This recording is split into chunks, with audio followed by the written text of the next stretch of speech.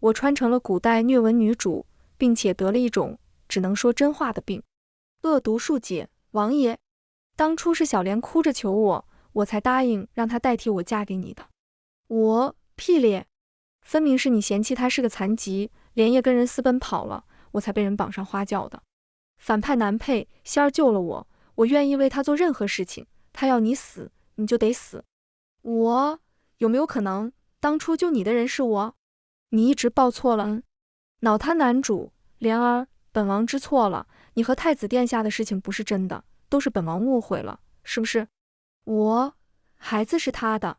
咱就是说，长嘴的女主真快活。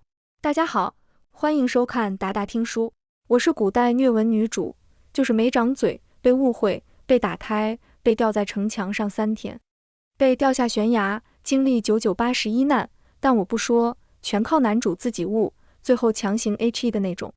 我一穿过来，就因为庶姐跟人私奔，堂堂嫡女被逼替嫁给坐轮椅的晋王。晋王萧长明就是本文的男主。轮椅肯定不是真的，但病是真有病。新婚夜，他掀起我的盖头来，看到我陌生的脸，脸色顿时沉了下来，用力将我摔在地上。你是谁？仙儿呢？我知道穿越是件危险的事情，崩人设很可能会狗带。为了维持我柔弱无辜的小白花人设，我咬着嘴唇，眼中含泪，想说我不知道，但一开口却是还仙儿。江运仙早就跟穷书生私奔跑了，他知道你是个瘸子，一刻也不敢耽搁，连夜坐马车走的。我是他嫡妹江幼莲。我有些惊讶，立刻捂住了自己的嘴。卧槽，怎么肥死？这是可以说的吗？萧长明的脸色变得超级难看，那眼神恨不得将我戳成个筛子。他弯腰，一把揪住我的衣领，将我从地上拽了起来。你说什么？我大惊失色，心里慌的一批，快哭了。慌忙摆手，我想说，王爷您误会了，我不是这个意思。一开口却是，说人话你听不懂吗？年纪轻轻就耳背，腿脚不利索，耳朵也有毛病呢。萧长明死死地瞪着我，已经开始气得有些翻白眼了。江幼莲，你是想气死本王吗？我极力地想捂住我的嘴，不把心里的话说出来，但我忍不住。是啊，赶紧死，我还等着吃席呢。萧长明深吸了口气，忽然抬手扣住了我的下巴，强迫我抬眼看他。江幼莲，你这么特立独行，是为了引起本王的注意吗？很好，恭喜你，你做到了。你给本王的屈辱，本王这辈子都不会忘记。我脸上滑落2行清泪，开口却是：哟，小老六，你还挺记仇？他妈的，甩了你的又不是我，是江运仙，我也是被逼着嫁过来充数的，好吗？萧长明扣在我下巴上的手倏然收紧，力道大的几乎将我下巴卸下来。难道不是你贪慕虚荣，想当本王的王妃？你可拉倒吧，还不是我那渣爹害怕你的权位，不得不让我替嫁过来。我好歹是个嫡女，竟然给庶女替嫁，真晦气。我这说真话的能力有点凶残，萧长明即使是霸道男主，也有些招架不住了。他逆着我，眼神复杂，欲言又止。你真是江尚书的嫡女？我可不是吗？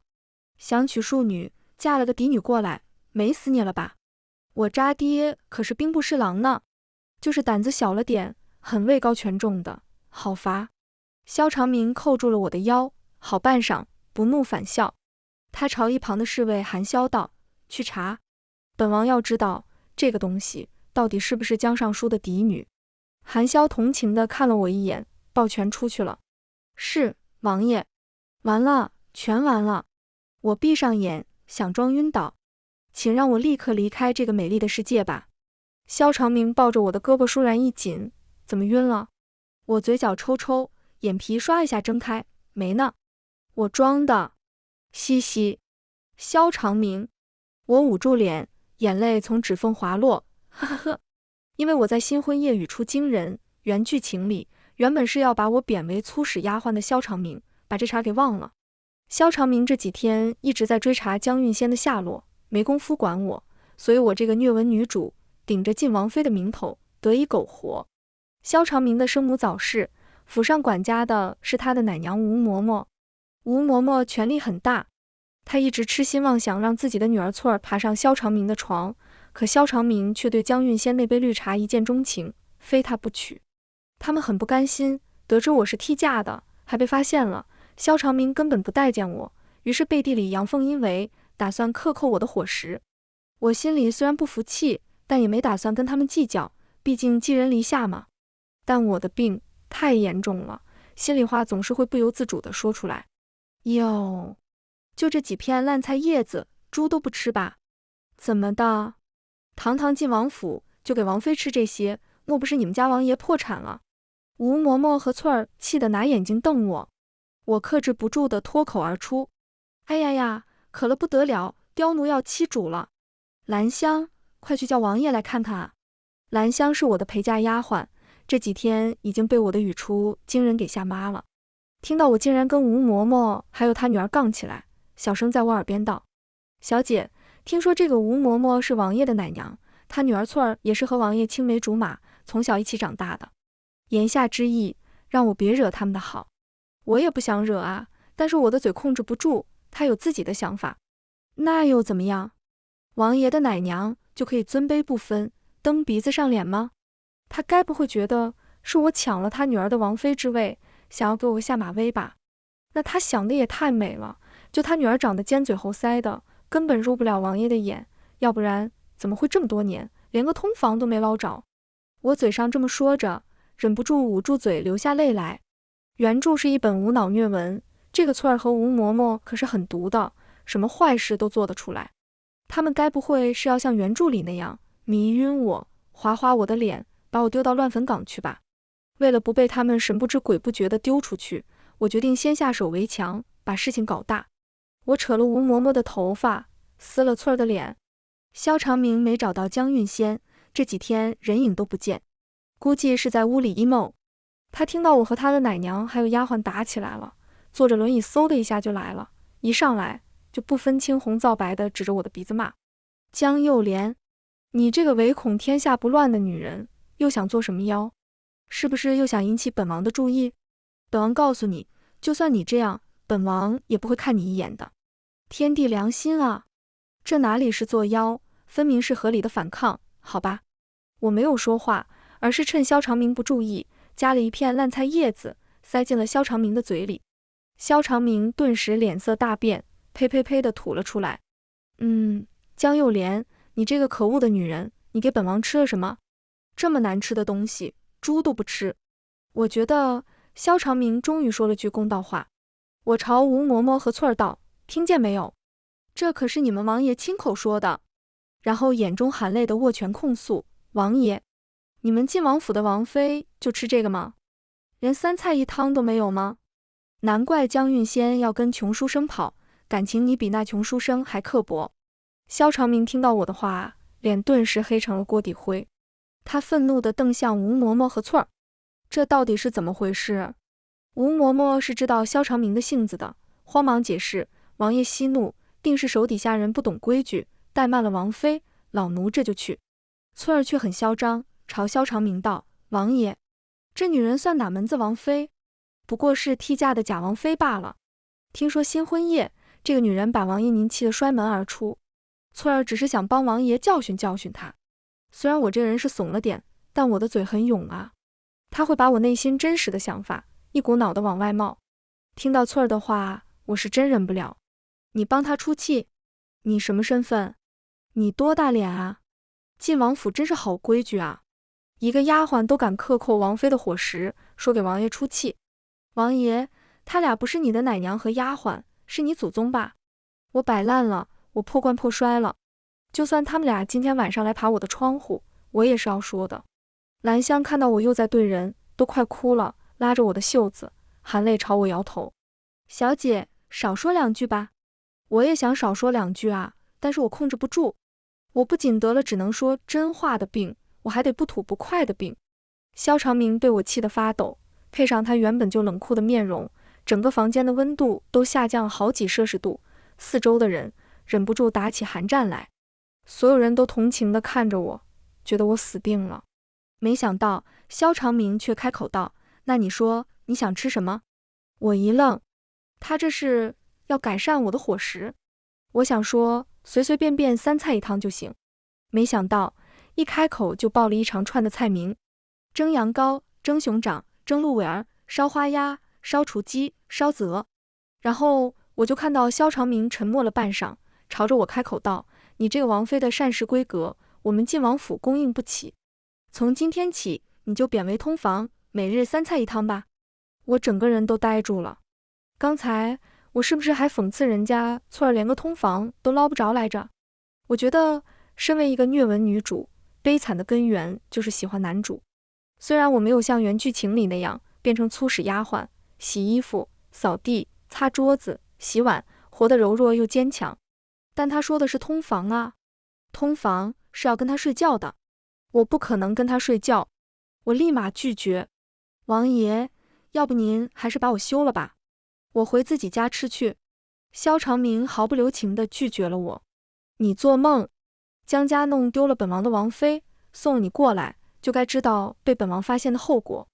你好好在晋王府待着，除非江尚书什么时候把你姐姐找回来，交到本王手上，否则你这辈子都别想离开。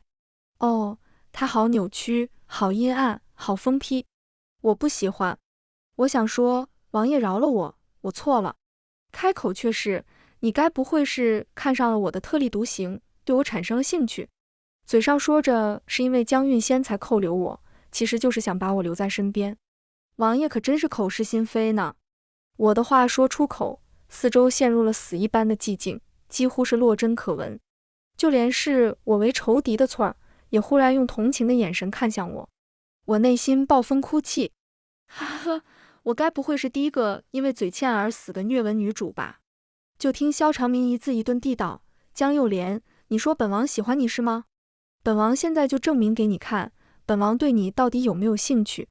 我心里慌的一批，不是，我为什么要知道这种事情？但肖长明的人已经来按住了我，然后他把我卖到了青楼。众所周知，虐文女主都是很惨的，因为有一个一直虐她的虐文男主。这本书的虐文男主肖长明就好像有那个大病，而且性格扭曲，反复无常。上一秒我不爱他，我留着他都是为了折磨他，下一秒为什么我明明爱的是他姐姐，但是看到他受伤，本王却会有心疼的感觉？然后为了证明自己不爱女主，更加变本加厉的虐她。现在这个虐文女主变成了我，就我那个碎嘴子，肖长明是不会爱我的。于是他对我就只剩下了虐。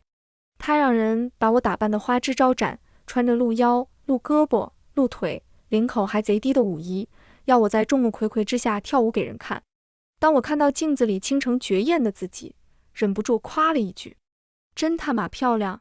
那青楼的老板娘给我打扮的是敦厚飞天风的舞衣，异域风情，衣带飘飘，还给了我一把琵琶。要是对于真正的名门淑女来说，可能是侮辱，而我这种 LSP 只想嘶哈嘶哈。我好美，我要和自己贴贴。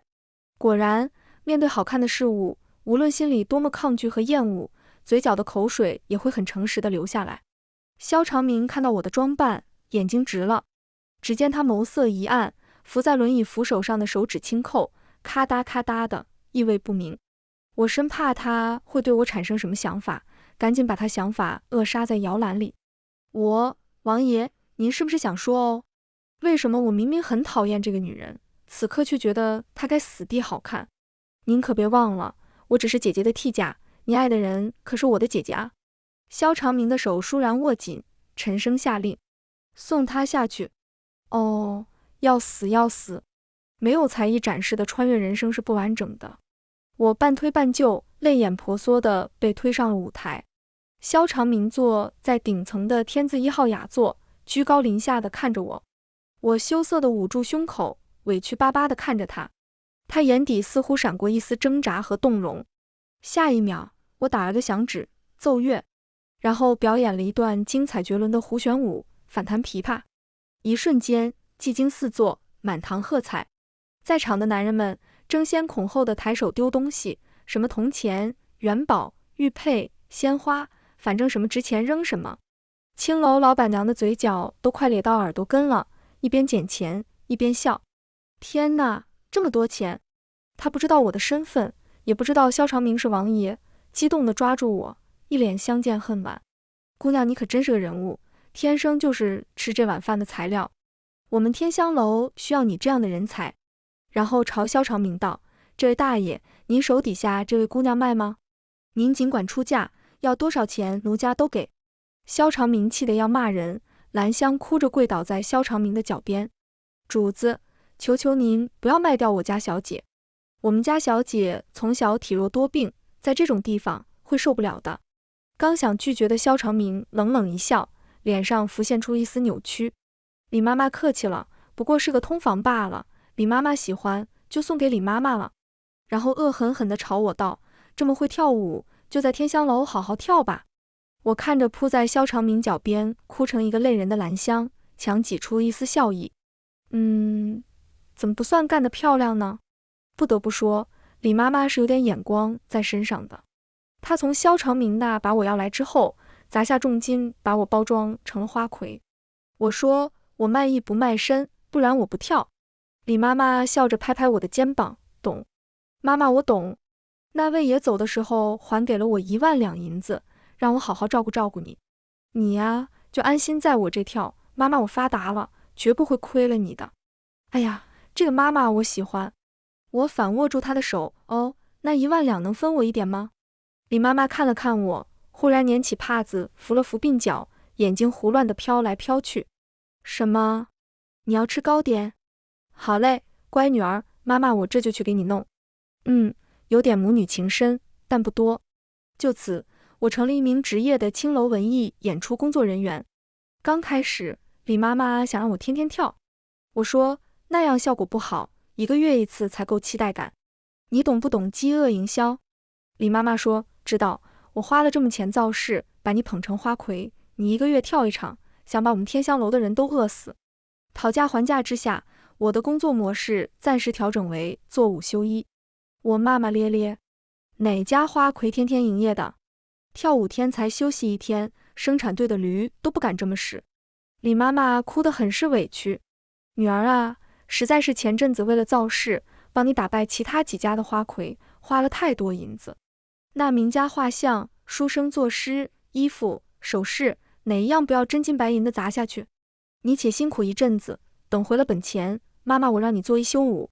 我看着她抿了抿唇角，没说话，莫名有点心动，是怎么回事？其实我也不是没想过要逃跑的，但萧长明身为一个虐文男主，将狗这个字贯彻到底。他不仅给了李妈妈钱，让她照顾我，还派了人看守我。他的贴身侍卫韩潇带了其他几个侍卫，天天在天香楼底下守着。我每次想逃跑，脚都没迈出去呢，就被他们给抓回来了。连姨娘，王爷有令，不准你踏出天香楼半步。我啧了一声，抬手戳在韩潇的胸口上。听听，这是人说的话吗？在王府的时候叫人家王妃，现在叫人家连姨娘，你们礼貌吗？我告诉你们，你们这种行为叫逼良为娼。韩潇看起来老实巴交的，我一直戳，他就一直躲，直接被逼到了角落，后背咣一下靠在了墙上。王妃，他刚要开口，身后就传来一阵充满怒意的怒喝：你们在干什么？我一看，竟然是半个月不见的萧长明。我觉得这种时候我应该服个软，拉着他的衣摆裤唧唧，让他心碎心软，然后他把我放了。毕竟天香楼待遇虽然好，到底不是正经路子。然而一开口却是没忍住：哟，王爷来嫖啊！韩潇，萧长明，我又不小心暴露了什么吗？萧长明对我的语出惊人已经麻木了，所以他不是来找我麻烦的，而是来找韩潇麻烦的。呵，你们在这过得还挺快活。韩潇，本王让你负责看着这个女人，你就是这么看的。韩潇小哥脸皮子薄，哪里听得了这样的话，脸立刻涨得满脸通红。王爷，您误会了，属下和王妃什么都没有。萧长明怒道：本王2只眼睛都看见了，你们光天化日众目睽睽之下，当着本王的面就敢卿卿我我，当本王是死的吗？我扁了扁嘴，嘴唇紧抿，眼中就要落下泪来。哟，王爷这是吃醋了吗？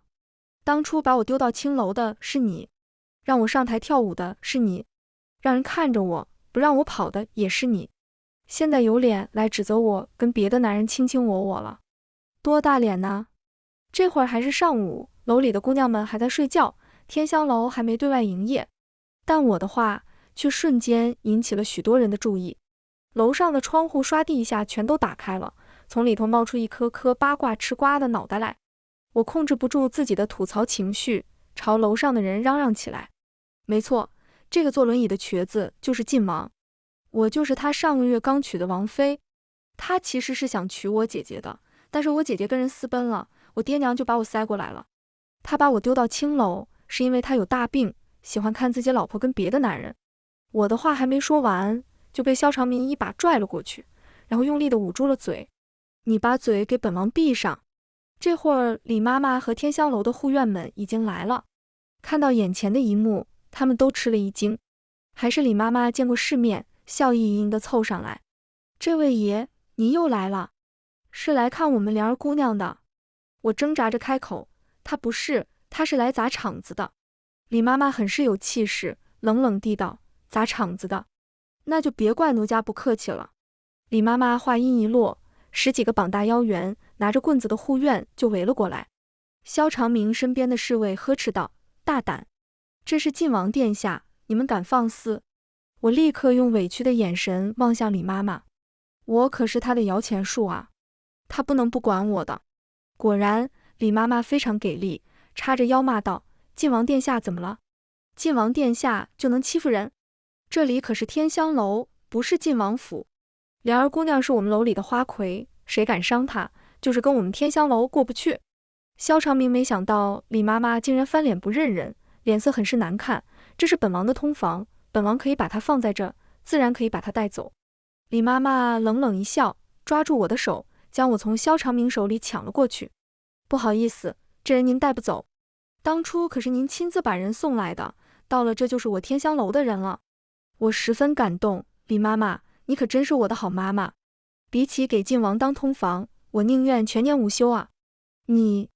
萧长明看着我们，气得浑身发抖，想找李妈妈理论。有人在他耳边低语道，王爷，这天香楼是太子殿下的产业。他说得很轻，我却听得一清二楚。太子殿下，那不就是书里的反派男配，和男主斗得你死我活，最后棋差一招，饮恨西北的那个？古言霸道男主嘛，总归是有点光环在身上的。萧长明是当今皇帝的幼子，萧长衡是当今的太子。萧长衡的母亲是正宫皇后，现在萧长明的母亲是宣贵妃，早逝了。萧长衡好手好脚，有才干，有谋略。萧长明坐轮椅，还有那个大病。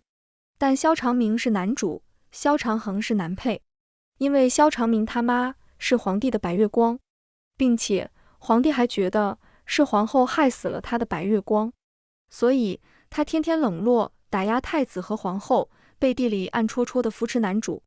太子发现自己无论这么努力都得不到父皇的肯定，每次进宫都看到以泪洗面的母后，于是他黑化了，做了一系列针对男主的事情，具体表现为刁难他、陷害他、刺杀他、绑架他老婆。啊，对，就是我。现在竟然告诉我，那个原剧情里绑架我和江运仙，问萧长明先救哪一个的太子萧长衡是我老板。嘤，我哭了，这次是真的。萧长明一听天香楼是太子的产业，马上炸了。太子殿下的产业又怎么样？这女人是本王的人。李妈妈摇了摇小扇子，是您的人，可是您送给奴家了。您忘了，您还给了奴家1万两银子，让奴家好好照料她呢。萧长明的脸色变得比锅底还黑，他握紧了拳头，死死地瞪着李妈妈。她是本王的王妃，你今天教也得教人，不教也得教人。李妈妈愣了一声，王妃？我怎么听说王爷您的王妃是兵部侍郎江大人的庶女，名叫江运仙啊？我满脸泪痕，疯狂摇头。我不叫江运仙，我叫江幼莲，也不是他的王妃。我是通房吗？嘻嘻。我决定了，我要坚决、坚定地和肖长明划清界限。我才不想被人绑架、被下毒，然后和江韵仙那个绿茶绑在一起，让肖长明选一个。这虐文女主谁爱当谁当。肖长明跟我分明没有走感情线，甚至连暧昧戏都没有过。但因为我老跟他抬杠，还是引起了他的注意。他死死地瞪着我，你是本王的女人，本王一定要将你带走。我忍不住对他，分明是你自己送我来的，好吗？肖长明竟然吼我，那不重要。一声令下，抢人。然后他身后的侍卫就冲了过来。李妈妈一看，这还得了，她派出了自己的护院，两边就这样打了起来。韩萧见状，想趁乱来抓我，幸好我机智，抢先一步往外跑。他们打起来了，我趁乱跑路不过分吧？但我被困在天香楼半个月，活动范围仅限我自己的房间和主楼，不知道这天香楼竟然这么大，一不小心就跑错了方向。我没跑到大门口，而是跑到了后院，闯进了一间别院。一进去就看到眼前雾蒙蒙的，竟然是一个男人在洗澡的背影。男人乌发如瀑，似在闭目养神。我因为跑得快，刹不住车，一脑袋扎进水里，砸在了他的后背上，和他的后背来了个亲密接触，来了个脸杀。鼻子顿时一阵发酸，两行鼻血顺着我的鼻尖滑落下来。我晕晕乎乎地看着眼前的后背，快速地品评了一下，肩宽腰窄，肌肉匀称，倒三角，嘶哈嘶哈，然后滑进了水里，猛喝了2口洗澡水。就在我以为我要成为第一个因为脸撞人背上而被淹死的虐文女主的时候，一只结实有力的大手猛地将我从水里捞了起来，下一秒，我的眼睛便撞上了一双寒潭般的眸子。你是什么人？那是一双极致黑白分明的眼睛，五官精致立体，宛如雕刻，剑眉星目，乌发朱唇。如果说肖长明的长相因为男主光环勉强能算是邪魅狂狷的话，眼前这个男子就是单纯的帅。帅！我从未见过如此好看的男人，以至于我都看呆了，不争气的口水从嘴角滑落。妈妈，我恋爱了。男人看我一脸痴傻的样子，皱了皱眉，望向瞟了瞟我的打扮。你是楼里的姑娘？我赶紧擦了把口水。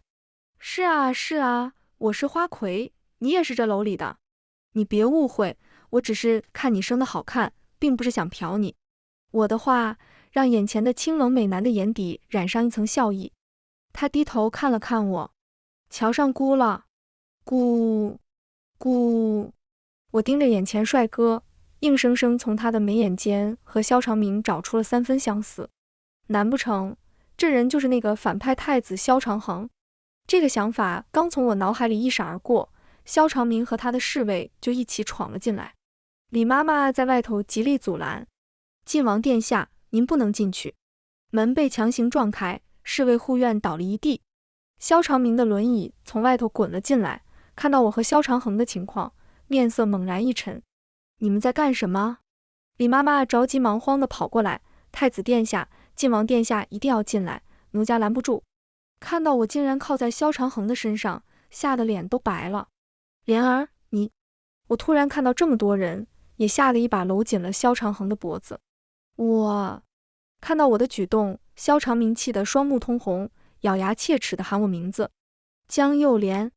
我泪盈于睫，身娇体软，柔弱不能自理地趴在肖长恒的胸口上。王爷，你听我解释，我真的没有见色起意，对太子殿下产生非分之想。然后手趁机快速地在肖长恒的胸肌上摸了2把，惹得肖长恒肌肉紧绷了一下。继我的嘴他有自己的想法之后，我的手也有了自己的想法。肖长明气得差点从轮椅上跳起来。肖长恒倒是比肖长明淡定许多，握住了我的肩膀，没让我滑到水里去。他斜睨了我一眼，朝肖长明道：“你和六弟是什么关系？”这该死的慵懒腹黑的气质。我跟他没关系。太子殿下不嫌弃的话，咱们倒是可以有点关系。这下肖长明真的气得从轮椅上站起来了。江幼莲，你是本王的王妃，竟敢背叛本王跟太子私通！私通？这骂的也太难听了。我高低是要对回去的。什么王妃？我顶多算你小姨子。我承认我是替嫁的，但你不也没要吗？你都把我贬为通房，又丢到青楼来了，还纠缠不清的干什么？然后拥紧了萧长衡，你该不会是见不得我跟太子殿下好吧？我承认我有故意揩油的成分在，但更大的目的是跟萧长明划清界限。毕竟我跟他真的没关系。再过不久，江运仙就要回来了，到时候还要茶艺展示，对我各种陷害。我累了，不想陪他演。听到我的话，萧长衡揽在我肩头的手紧了紧，两人的状态显得更亲密了。六弟，你也听到了，这位姑娘说她跟你没关系，她要跟姑好。萧长明瞪大了眼睛，眼底带了3分委屈，3分懊恼，7分恼羞成怒。你们，今日之耻，本王铭记于心，他日必然报偿。我吸了吸鼻子，更加的柔弱了。小老六，你说什么傻话？一个王爷竟然当着太子殿下的面说要报复他，你脑子进水喽？太子殿下，他有不臣之心，把他抓起来。我，略闻女主走恶毒女配的路，让恶毒女配无路可走。萧长衡的胸口猛然震了一下，我不解地仰头看他，便看他嘴角微微翕动，像是要笑不笑的样子。太子殿下，您是在憋笑吗？萧长衡板起脸来，低咳了一声。来人，把晋王给姑丢出去。萧长衡的话音一落，屋顶的横梁上就跳下来一堆黑衣暗卫，3下5除2地把屋子里的人都丢了出去。我瞪大了眼睛看着屋顶，大为震惊。这么小的屋子能藏这么多人？太子殿下洗澡的时候喜欢被人围观？萧长衡，闭嘴！人都被清出去了，屋子里只剩下我和萧长衡2个人。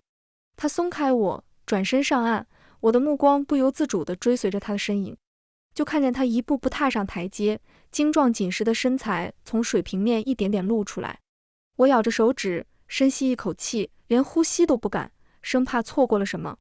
萧长衡似乎觉察出了我的心思，身形一顿，然后拿起旁边的袍子展开，哗啦一下就披在了自己的身上。我只看到一抹惊鸿一瞥的血色，然后就没了。可恶，穿越的时候怎么不给我个系统？那样我就能暂停，然后回放，嘿嘿。不像刚才当着萧长明的脸，又露胸肌又露马甲线的。似乎是觉察出我缠他的身子，萧长衡把袍子裹得很紧，只露出修长的脖颈和精致的喉结，显得整个人越发的出挑惹眼。那小脸巴掌大，那下颚线比我的人生规划还清晰。我身上的舞衣本就布料少，湿了之后挂在身上，将我凹凸有致的姣好身材展现得淋漓尽致。我斜坐在地上，一只手掩着脸，满脸娇怯，身子却不由自主地凹成了 S 型，还往前挺了挺我引以为傲的包子。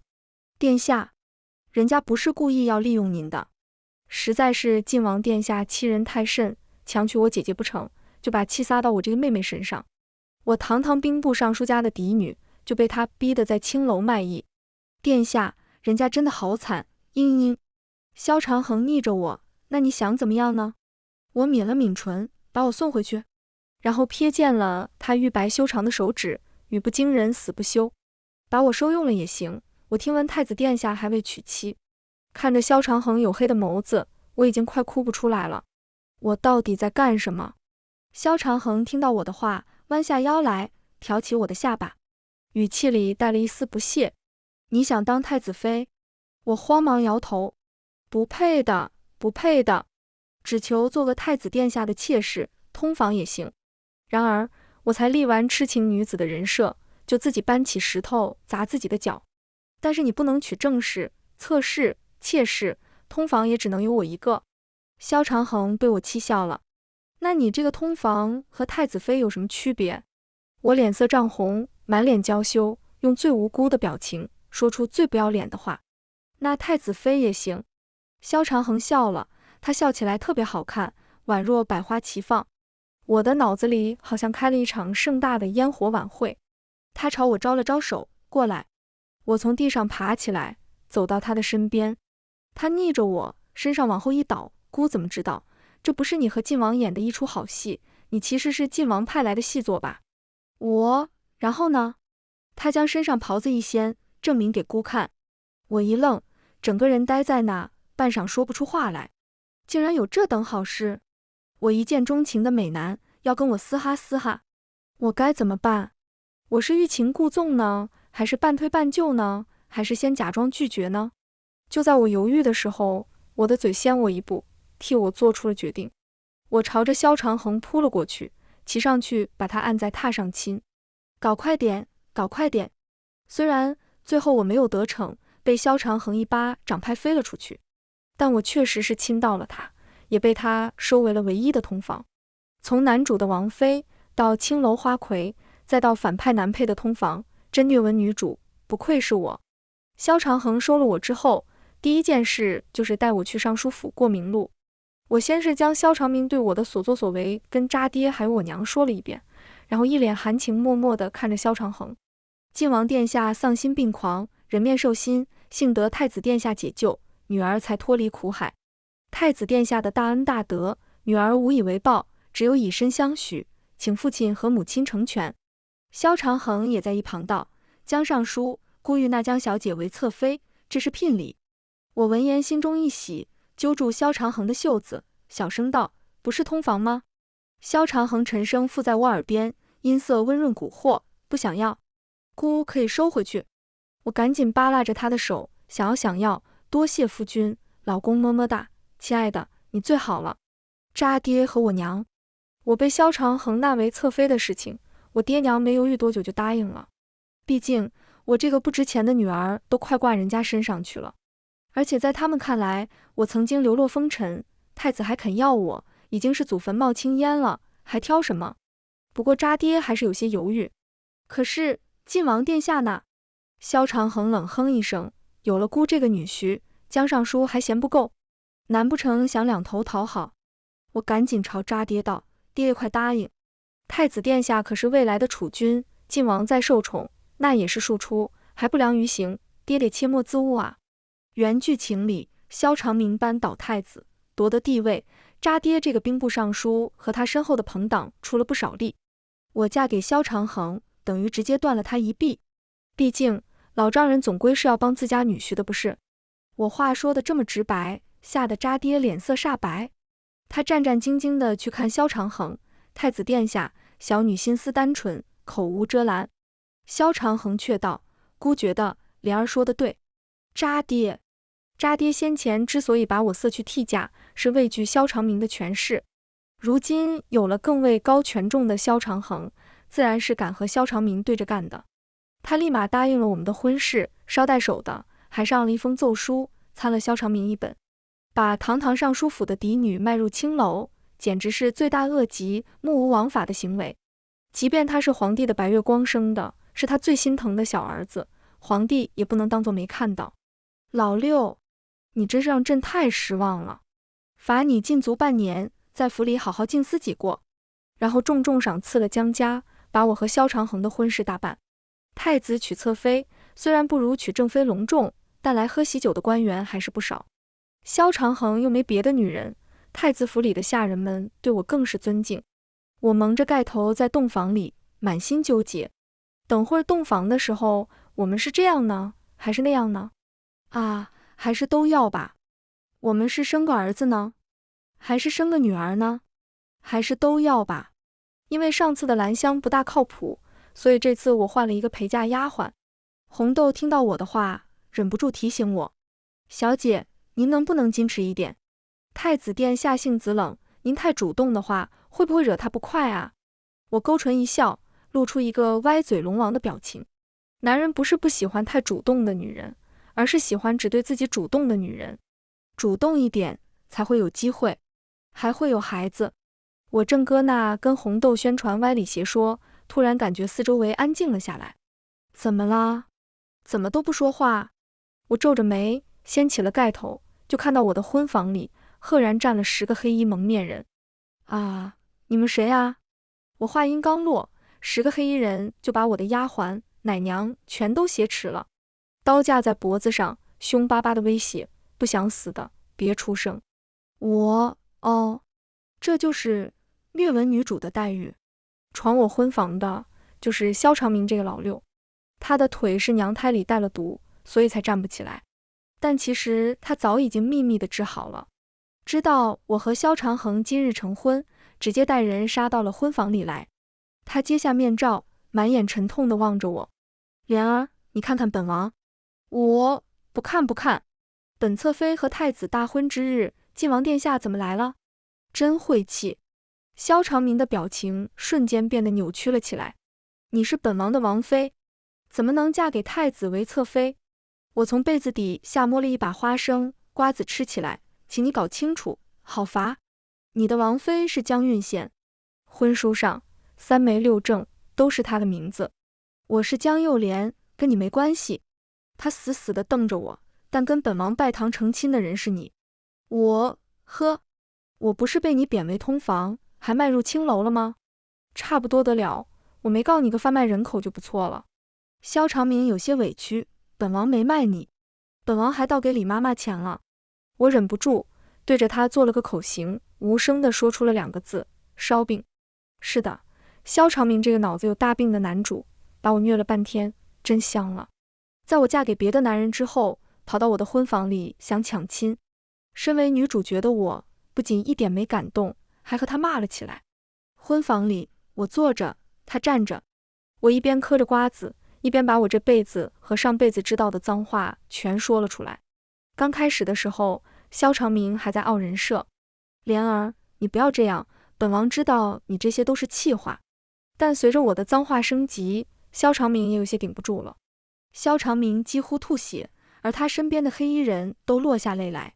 别骂了，别骂了，骂得太难听了。我长这么大，挨的骂加起来还没今天多。然后原本来抢亲的男主被我骂自闭了，被萧长衡的人发现，全都抓了起来。身为虐文女主的我，靠骂男主反虐了。被拖走的时候，萧长衡喃喃自语：莲儿，你难道就连一点点都没喜欢过本王吗？我抬手抚上了自己的肚子，我怀孕了，孩子是他的。那一刻，我似乎听见了心碎的声音。虐文男主还玻璃心，真晦气。捣乱的人都被清了出去，房间里只剩下了我和萧长衡2个人。他一抬手给我摁在了床上，略有些凉的手从衣摆处探进去，抚上我的小肚子。有了，姑怎么不记得？然后捏了捏我肚子上长出来的肉肉。我大抵是怀了冰糖肘子、红烧狮子头、烤乳鸽、叫花鸡、糖醋排骨的孩子。萧长衡笑了笑，抬手把我捞在怀里，捏了捏我的脸蛋。方才又偷吃了什么？我掏出一把花生、瓜子，吃吗？萧长衡，姑不信，姑要亲口尝尝。然后低头吻住了我的嘴唇。因为没有爱上男主，还嫁给了男配，所以我这个虐文女主并没有被虐，反倒是有大病的虐文男主，因为恋爱脑，痛失心爱之人之后，郁郁寡欢，意志消沉。虽然我真的不知道他对我的爱是从哪儿来的，思来想去，也只能归结于他有受虐倾向。骂得越难听，他越喜欢。后来听说有人效仿我，去萧长明面前语出惊人地骂他，想引起他的注意，但下场都不太好。他说这个世界上只有莲儿一个人可以这样骂本王。误 Q 栓 Q， 我跟我的反派太子过得很快乐。在我和萧长衡成婚半年之后，跟穷书生私奔的江韵仙回来了。她灰头土脸，形容消瘦，穿着一身白，一副风吹就倒的柔弱模样，摔倒在晋王府的门口。刚好那日我的马车从晋王府门前路过，萧长明也打算出门，于是我们仨就这么撞上了。剧情均顿时滚滚而来。江韵仙看了看穿金戴银、容光焕发的我，眼底闪过一丝嫉妒，音色婉转地叫了声王爷。到底是萧长明的白月光变成这样，萧长明是心疼的。他立刻扶了他一把，仙儿，你怎么了？怎么会变成这样？江韵仙开始碰瓷。当初莲儿说她喜欢王爷您，求着我把晋王妃的位置让给她，我自小就心疼她这个妹妹，对她有求必应。没想到她竟然派人将我拐卖，害我流落在外。然后她扑倒在我马车前，妹妹，以前的事情我都可以不计较，我不奢求你把王妃的位置还给我，我只求你让我做个妾室，通房，只要能留在晋王殿下身边。我赶紧把脚缩回来。哎呀，脏死了！快别来沾边！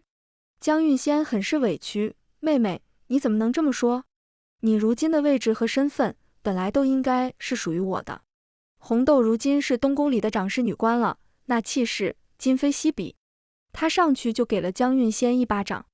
大胆！我家主子是太子侧妃，才不是什么晋王妃。江姑娘，请你自重，要不然传到我们家太子殿下的耳朵里，可没你好果子吃。原主从前柔弱可欺，连带她的丫鬟也经常被江韵仙欺负。眼看原主的丫鬟竟然敢打她，江韵仙恨得咬牙切齿。红豆，你怎么敢？我是大小姐，你不认识了吗？红豆高傲地抬起下巴，冷哼一声。老爷和夫人已经说了，没有你这种跟人私奔的女儿，已经把你逐出家门了。如今尚书府只有我家主子一位嫡出的小姐。萧长明见江韵仙挨打，十分心疼，要来找我们理论。你们要干什么？仙儿再怎么说也是你亲姐姐。我懒得跟她废话，开始疯狂剧透。你以为她为什么回来？她跟着私奔的那个书生并非良人。起初两人靠着他偷走的钱过了几个月安生日子，可那书生表面老实，背地里却吃喝嫖赌，很快就把钱都输光了。钱花完了，债主找上门，那书生就把他卖了。我可怜的庶姐，一条玉臂千人枕，一点朱唇万人尝。如今好不容易逃出来，一回来就来找王爷您了，王爷可不要辜负他的一片痴心。说完，在众人惊讶的目光中，我发出反派般的大笑，坐着马车离去，留下黑化和实化的萧长明和江韵仙。红豆娘娘，太子殿下今日巡营回来。好耶，回去找我家太子殿下贴贴。后来听说江韵仙成了萧长明的通房，被萧长明虐身虐心，走上了虐文女主的道路。而我因为长了嘴，还挑对了人，不仅走上了甜文女主的道路，还走上爽文女主的道路。在我的关怀和温暖下，萧长衡没有黑化，一门心思搞事业，最终登上了帝位。登基大典上，朝臣们提出国不可一日无君，后宫不可一日无主，要求萧长衡立后。萧长衡看了看我，嘴角微勾，装出一副苦恼状。朕做太子的时候，身边只有一个侧妃，便是要立后，也不知道立谁才好。朕记得她似乎是江尚书家的嫡女吧？渣爹激动的脸都红了。对，正是小女。萧长衡点了点头，那就她吧。渣爹身边顿时被彩虹屁围绕。恭喜江尚书。错了，应该叫国丈大人了。有渣爹的政敌不服气。陛下，就只立后。萧长衡一脸奇怪地看着他，你们不是要立后吗？这不是有皇后了，你们还有什么不满意的？毕竟他可是答应过我，一生一世一双人。当皇帝可以，但皇后必须是我，而且不能有别的妃子，因为他后来对我真香了。他若是不顺着我，晚上我不和他贴贴，夜里已经是皇帝的萧长衡贴着我。爱妃可还满意？我点头，满意。他翻动着手上的避火图，停留在不可描述，需要自行想象的一页。那我扑倒他，亲上去。多依你。全文完，达达听书感谢您的观看，我们下个故事再见。